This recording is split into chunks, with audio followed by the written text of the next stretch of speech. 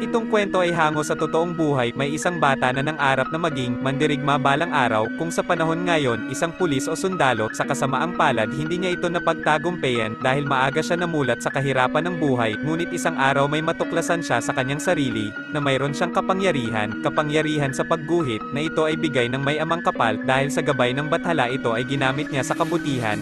Ginuguhit niya ang mga kanyang tagapaghanga at tagasunod. Isang araw natulog siya at pagdilat ng kanyang mga mata, napaisip siya kung ano nga ba ang kanyang kapangyarihan sa pagguhit. Ngunit ang ating bida ay hindi huminto sa kanyang ginagawa niya, bagkus lalo pa niya pinaunlad ang kanyang kakayahan sa pagguhit hanggang sa mas gumaling pa ito. Kung makikita niyo, napakaseryoso niya sa kanyang ginagawa, ngunit ang ating bida kay nakukuha na kung paano gamitin ang kanyang kapangyarihan. At inaral niya ng mabuti ang kanyang kapangyarihan para mas malo pa niya mapaunlad ito. Ang ating bida ay nagsisimula na kumita ng pera sa kanyang kapangyarihan sa pagguhit.